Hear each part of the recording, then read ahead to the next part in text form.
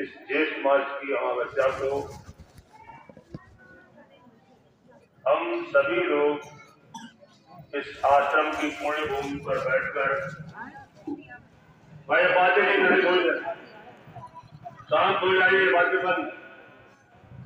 आश्रम की पुण्य भूमि पर बैठकर सब्जी जी महाराज के चरणों में शीश नवाते हैं और ये प्रार्थना करते हैं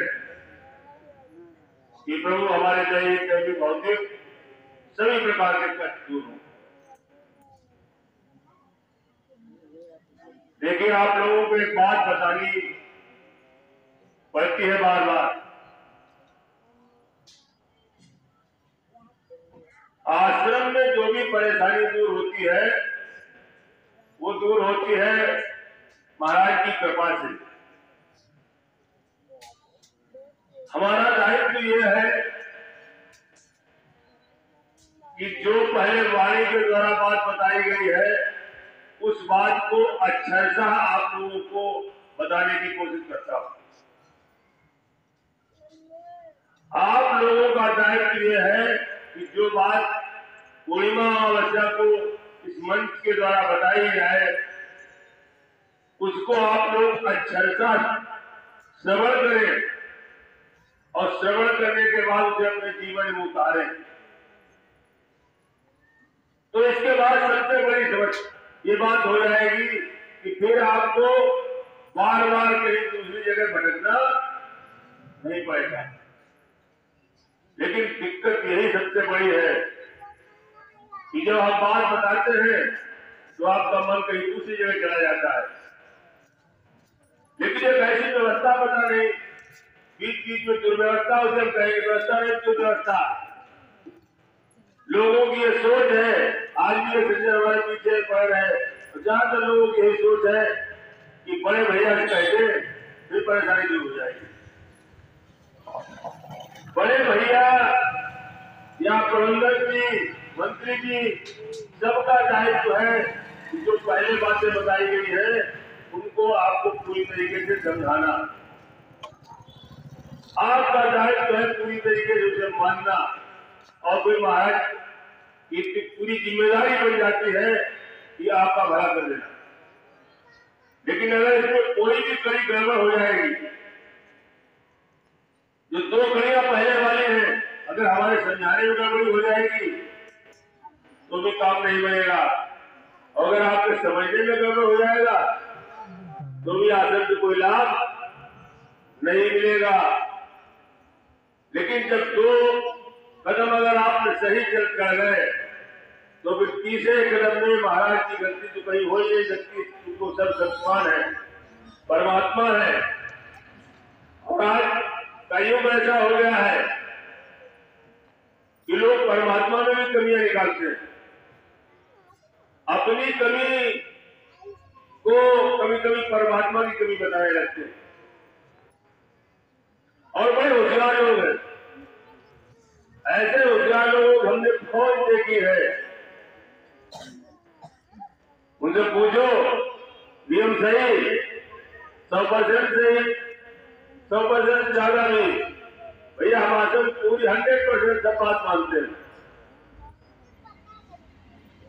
एक नहीं कई लोग कभी से बता देते, कभी उनके यहाँ कोई परेशानी हो जाती है तो आश्रम में कुछ पूजा बताई जाती है, जिसे पूरी विधि कहते हैं आश्रम शब्दों में, कि विधि कुछ है, उस विधि को विधान पूर्वक कर देने से आपकी परेशानी दूर हो जाती है। कोई व्यक्ति रुकी हुई परेशानी है, मंत्री जी की जिम्मेदारी आज तक चल रही है उसको बताने की। लेकिन जब मंत्री जी स्थान के सामने उस व्यक्ति को बैठाते हैं, पूछते हैं सही सही बताओ तुम्हारे अंदर कोई दुर्गुण तो नहीं है, तो कई लोग ऐसे निकल जाते हैं कि परिचय पत्र बनवाए हैं, इसके बाद भी तंबाकू खा लेते हैं, कोई पुड़िया खा लेते हैं, तो किसी के घर में बकरी पड़ी है, यानी कहीं न कहीं कुछ ऐसी समस्याएं हैं जिससे ये निश्चित हो जाता है कि आप लोग सिर्फ इसीलिए आते हैं कि हम बड़े भैया से प्रबंधक जी से कह के अपना बात फेंक दे और स्वतंत्र हो जाए। तो भाई हम आप लोगों को स्पष्ट करना चाहेंगे कि हम लोग बताने वाले हैं, हम लोग पीड़ा हरण करने वाले नहीं है। पीड़ा आपकी तभी जाएगी जब आप पूरी तरीके से नियम क्या करेंगे, जो लोग मान लेंगे। जब आप पूरी तरीके से नियम मान लेंगे और वहां होशियारी नहीं चलती है।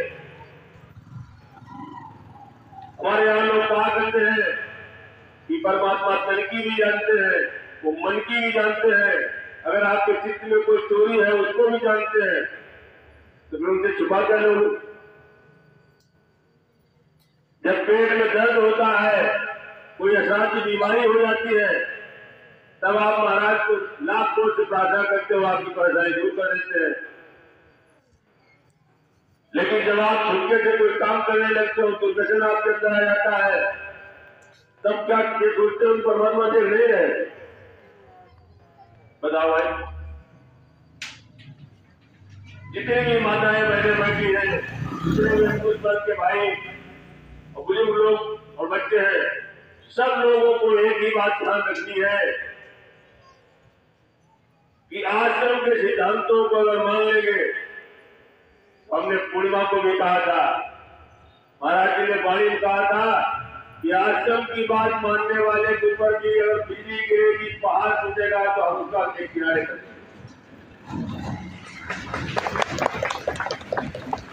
लेकिन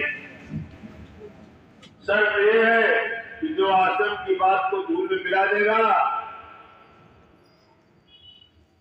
वो उसका कोई भी नुकसान हो जाए, आश्रम की कोई जिम्मेदारी, आश्रम की कोई जिम्मेदारी नहीं होगी। उसने हमारे वकील साहब के मुंह से थोड़ी सी बात निकल गई, हमने उनको समझाया था मंच से भी। बाबा वैष्णव ने कभी जल्दबाजी में कह दिया कि जो आश्रम की बात नहीं मानेगा मिट्टी में मिल जाएगा। कोई भी संत, कोई भी महात्मा, कोई भी महापुरुष इस प्रकार का कोई उपदेश नहीं देता है कि अगर तुम हमारी बात नहीं मानोगे तो मिट्टी में मिल जाओगे। ऐसा कोई अच्छा सत्य नहीं कर सकता। हाँ, ये जरूर है कि हमारी जिम्मेदारी नहीं रहेगी कि आप चाहे मिट्टी मिलो चाहे कुछ भी हो, लेकिन अगर बात मान लोगे तो दृढ़ विश्वास कर लीजिए कि कोई परेशानी आएगी उसमें समाधान आपको मिल जाएगा। आप नजदीकी का अनुभव करके तो देखें, आप परमात्मा के निकटता तभी आपको बनेगी जब आपके हृदय में बार बार लगे कि परमात्मा हमारे सारे कृत्यों को देख रहे हैं। जब कभी आप लोग आपस में चर्चा करें, तब भी आपके अंतर मन में ये होगा कि हे परमात्मा, हम आपकी शरण में हैं, भले ही हम कुछ न जानते हो, हमारे अंदर बुद्धि न हो, ज्ञान न हो, कुछ भी न हो, लेकिन हम आपकी शरण में यदि है तो उनकी कृपा के आप हकदार बन जाएंगे। लेकिन जो आदमी होशियारी में शरण में जाने की कोशिश करेगा, उसकी परेशानी की जिम्मेदारी आश्रम की नहीं होगी। देखिए, पूर्णिमा के दिन हम आप लोगों को कुछ न कुछ उपदेशात्मक और जो आश्रम के सिद्धांतों पर ज्यादा चर्चा करते हैं, लेकिन अमावस्या का दिन एक ऐसा होता है जो नए लोगों के लिए ज्यादा होता है। जो लोग आश्रम पहली बार, दूसरी बार, तीसरी बार अमावस्या पर जब आश्रम आते हैं तो पहली अमावस्या, दूसरी अमावस्या, तीसरी अमावस्या जब आप पूरी कर लेते हैं, तभी आप आश्रम की संस्था प्राप्त करने के हकदार बन जाते हैं। और यदि आपने 3 अमावस्या पूरी न कर पाई तो फिर आप आश्रम के संत बनने के हकदार नहीं रह जाएंगे। इसलिए कोशिश ये करिए, कुछ लोग कहते हैं 5 पूरी कर ली, 7 पूरी कर ली, ये एक तरीके से जो है, ये ऐसी बात मत सोचिए कि हमने 5 और 7 और 12 15 अमावस्या पूरी करते हैं, फिर कोई जरूरत नहीं। 3 अमावस्या पूरी कर लीजिए, महाराज के ऊपर विश्वास कर लीजिए, फिर जब आपको साल भर में 6 पर्व है, इनमें या जब आपकी इच्छा आ जाए, लेकिन ध्यान रखें अमावस्या पूर्णिमा अगर आए तो मैं संध्या के समय ही आए। ऐसे आप किसी दिन भी चले आए परेशानी में आप लोग कभी कभी ये कह देते हैं, कोई समझाने के रोज समझाते रहते हैं। आश्रम में कहा गया है कि आश्रम की सेवा 24 घंटे की है। परेशान व्यक्ति 24 घंटे में रात दिन आधी रात द्वारे कितनी रुपए की जरूरत हो, आप आश्रम चले आए, आपकी हमेशा सुनी जाएगी। लेकिन हाँ, अन्नप्राशन के लिए या गाड़ी पूजन के लिए या सामान्य कोई ऐसा पूजन कराना चाहते हो तो उसके लिए आश्रम में मंगलवार के दिन अवकाश है। पूर्णिमा अमावस्या को अगर मंगलवार को पड़ जाती है तो आप आ जाए, कभी कोई अवकाश हो नहीं। हम लोग रोज रोज पढ़ते, कभी कभी मंगल को त्योहार पड़ जाता है तो सुबह से बताते परेशान हो जाती है, भैया मंगल है यहाँ दरबार गिना है। कई बार बता दिया, पर्चे में लिखा है कि आप सिर्फ उन बड़े पर्वों को छोड़, यानी जो परेशानी वाली बातें हैं जिनके लिए आश्रम में बताया गया है कि जब परेशानी हो तब आप चाहे जब चले आओ, लेकिन जो खुशी की बात है उसमें थोड़ा अवकाश है। हमारे कर्मचारी लोगों को बना लेनी चाहिए। महाराज अगर 1 मिनट अवकाश कर लेंगे तो गड़बड़ हो जाएगा। क्यों भाई? परमपिता परमात्मा कभी भी नहीं सोते हैं, वो 24 घंटे जानते रहते हैं, 24 घंटे आपकी सुनते रहते हैं। लेकिन हमारे ऐसे भक्त लोग हैं, कोशिश करते हैं आज ही एक लोग सच्चे हमसे बार बार बिगड़े, सुनो भी कैसे नहीं हमारे, सुनो एक नहीं रोज। अरे भाई, हम तो शरीर हमारा है, हमारी देह है, शरीर होने के नाते हमारे कर्तव्य है, हमें बैठने कुल्ला भी जाना है, हमें स्नान भी करना है, हमें कहीं दूसरे जगह जाना भी है, अन्य काम भी करने हैं। तो हमारा अगर 24 घंटे आप हमसे फोन करते रहेंगे तो फिर बताइए हम पागल नहीं हो जाएंगे? भाई परमपिता परमात्मा जी आप 24 घंटे याद करते रहिए, आपकी ताकत बढ़ेगी।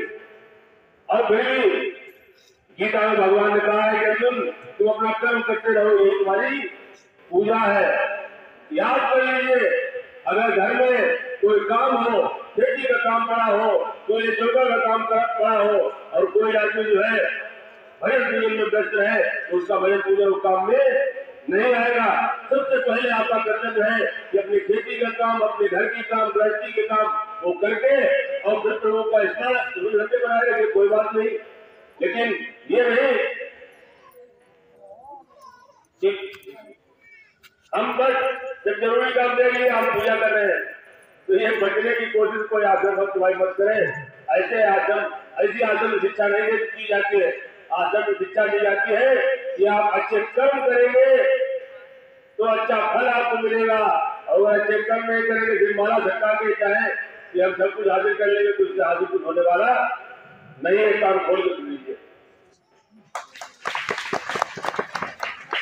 अब मैं चाहूंगा कि जो लोग पहली या दूसरी बार आए, तीसरी बार वाले लोगों की कोई जरूरत नहीं है। हालांकि उनकी समस्या आप सुन चुके हैं, किसी कोई रुकी हुई समस्या है हमसे बाद में बात करें। लेकिन जो पहली और दूसरी बार वाले महिला पुरुष लोग हैं वो सब लोग इधर निकल के आए, धीरे तो मिले। जो पहली या दूसरी बार आए,